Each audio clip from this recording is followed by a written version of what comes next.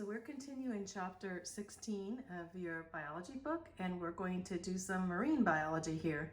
We're going to be talking about mammals, but these mammals are those that swim in the oceans. Cetacea. Whales, dolphins, and porpoises make up this order called Cetacea. They are warm-blooded. They breathe with lungs. They bear their young alive. They have these little calves, they call them calves, and they nurse with milk. And they're distinguished from fish because they have horizontal tail fins. So you can tell the difference from the horizontal tail fins, and fish have vertical fins. So you see these pictures here, and you'll see some dolphins there. You see a killer whale, and down to the picture of the blue whale. I think it's a blue whale or sperm whale. We'll go on. Baleen whales. Okay, this is really something. Look, they call them baleen because of this. So what in the world? Anyway, these are the largest mammals by far.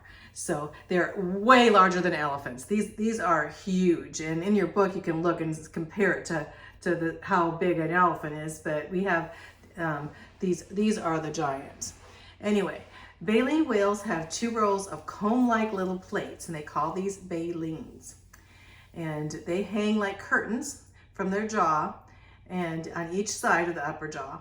And they use this baleen as a giant strainer to filter food from the water. So they're straining through all this food that gets caught in there. They swim through a school with its prey with their mouth open, and they trap thousands of animals, and they close their mouth and they strain out the excess water through the baleen plates, and they swallow their prey whole. So whalebone was prized for material for corsets, bustles, hoop skirts, buggy whips, umbrellas, and fishing rods. So they used to use these baleens when they would go, fishermen would go out to catch these whales, and they take this and use them for different things. Now, of course, we don't do that because they are protected. When I always think of a baleen whale, I thought, well, maybe that's how Jonah got swallowed by a whale, because these guys are big. The blue whale is a baleen whale, and it's the largest animal, and it may attain 110 feet and weigh 180,000 kilograms, or we'd say 175 tons, even more than dinosaurs. These blue whales spend their summers in the polar regions, and they migrate to the equator in the winter. And they use sonar and the Earth's magnetic field to navigate. So here we have unusual, very big whale called a blue whale. And then we have the toothed whales. They have teeth instead of baleens. And so these are sperm whales, killer whales, and dolphins and porpoises. They have teeth. The giant sperm whale is 62 feet, 55 tons, and has 36 to 56 teeth with an enormous head. So that's the sperm whale. And they prey on large marine animals. Mostly they like giant squids to eat, and they dive more than 2 miles beneath the ocean. In 1815 to 1860, those years, they were the most sought after whale. And they basically, fishermen wanted to catch them for their whale oil that they used as fuel back then. Remember, we didn't have electricity, so oil was a thing that these fishermen would get a lot of money for from the whale.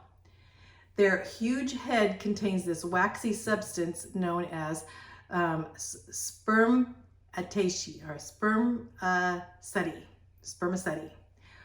Once used for the lamp oil, and this was basically and also used as lubricants and based for cosmetics. Anyway, so hey, they used it for cosmetics. Anyway, their oil was very valuable. So also their intestinal tract produces this grayish white thing known as ambergris, and so and they once used this in perfume. So they used them for perfume. After 1859, the whale industry declined after the beginning of the petroleum industry. After we got oil, got petroleum oil, they didn't need to get whale oil so much.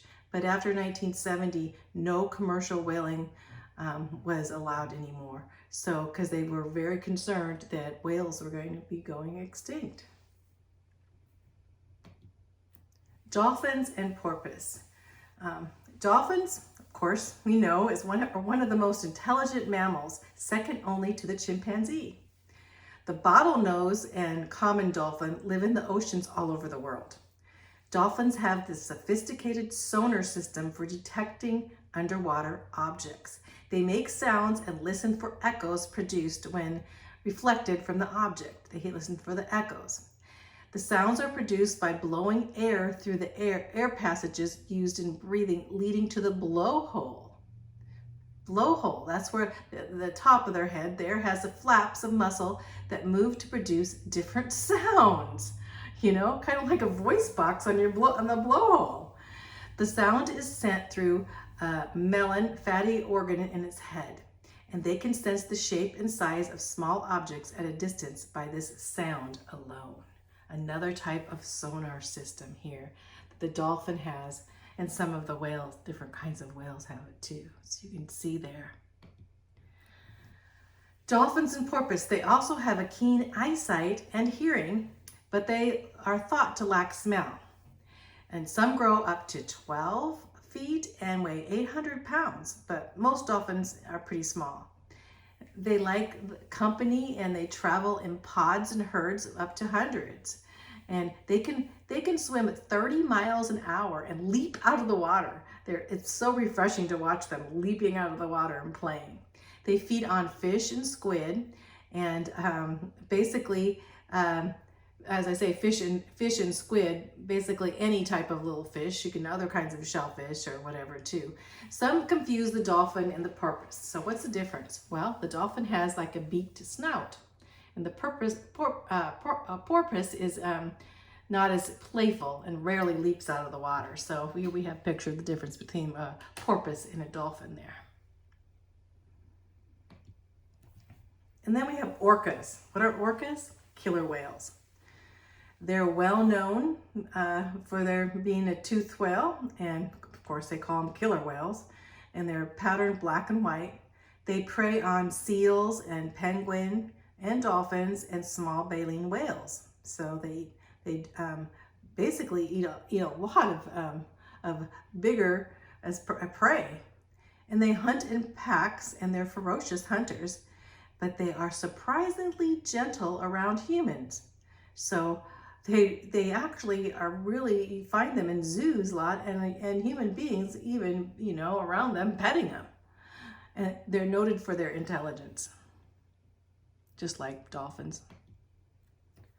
Okay, now we're going to skip to tree-dwelling mammals, primates. And these include 300 species of monkeys and apes. You can say chimpanzees, orangutans, gibbons, gorillas, AIs, tasiars, lemurs, galagos, lorises, and patos. You know, so hope I'm pronouncing some of those right. Some of them, you know, my grandson Hudson will have to correct me on. So anyway, they basically live in the trees. So a boreal, you call that, living in the trees. They have 5 fingers and toes and hands. They're usually opposite thumbs, so they have thumbs and toes for grasping. And they have flat nails instead of claws, and their eyes look forward, so they have depth perception. They live in tropical or in subtropical climates. Primates. Here's some pictures. Let's see. So we have what? AA, tarsiers, galagos, onto, I think those are the lorises and the patos. Anyway, there are a lot of strange looking monkey type primates, around that I've never seen. Look at their eyes, some of them. Quite a deal. Then we have apes. The mountain gorilla is the most famous ape. And these are primates without tails. The largest mountain gorilla is in the volcanic mountains of East Africa. The male can be 5.5 feet, and the chest 59 inches and weigh up to 430 pounds. That's a pretty big animal, pretty big ape. These were thought to be fierce killers, but they're actually gentle vegetarians, and they feed on nuts and fruits, and some eat insects and eggs and lizards. But they're not as ferocious as they look. And they're not openly hostile, but will fight to protect their family, of course. The gibbon apes. This is the smallest ape. It uses its long arms to swing hand over hand through the trees. It walks on the ground erect with waving arms as it walks, so it looks kind of ridiculous waving its arms. It's only 16 to 26 inches long. It's very popular in zoos with very loud voices and very funny movements, so everyone likes to watch the gibbon. And then we have the orangutan. Of course, you've probably seen orangutans too. They're in a lot of zoos. They have long, shaggy, orange-brown hair and a very sad-looking face. They're smaller than the gorilla, but they can weigh up to 200 pounds. And they appear to be shaggier, bigger than they are because they're so shaggy. So they live in the swamps of Borneo, Sumatra, and they live in the trees, and they eat mainly fruit. And they adapt well to captivity. That's why they're in many zoos. I like this little story here, and I put it here in the midst. In 1971, in Topeka, Kansas, one orangutan took up painting abstract pictures, and they were entered in this art contest. It's actually an international art contest, and the ape won first prize and gained international acclaim as an abstract artist before the judges found out that the artist was really an animal, an ape. So here, his paintings won first prize, and he wasn't even a human being. That's how abstract art goes, huh? But here, wonder how much he won. Anyway, I just thought that was a very unique story about this orangutan in the Topeka, Kansas, of all places. Then we have the chimpanzee, and this is the best known because of its intelligence. It's 26 to 35 inches tall and weighs 57 to 154 pounds. In the past, evolutionists have found ancient chimpanzee-like apes, and have said that they were missing links, and they've come to be known. So there's a lot of ancient type of chimpanzees, but they're not a missing link for mankind, that's for sure. Monkeys. Monkeys, we have the New World. When you think of New World, you're going to think of the Americas, right? And we have Old World. That's over in Asia and Africa. Just remember that. New World means that the New World was discovered. So that's how I remember it. So New World monkeys would be those in the Americas. They're the most familiar primates with tails, and they vary in size and behavior. And they have those long tails. New World monkeys live in the tropics of Central and South America, and they possess prehensile tails to grasp objects, and their nostrils are wider than the other type of monkeys. Most are very graceful and beautiful in swinging from the trees. And we have marmosets, capuchin, duroculus, howlers, spider monkeys, squirrel monkeys, and woolly monkeys. There we go. These kind of monkeys. These are New World ones. The Old World monkeys. They live in Africa and Asia. They're Old World. They close their nostrils, so not like the New World. And they also have a non-prehensile tail.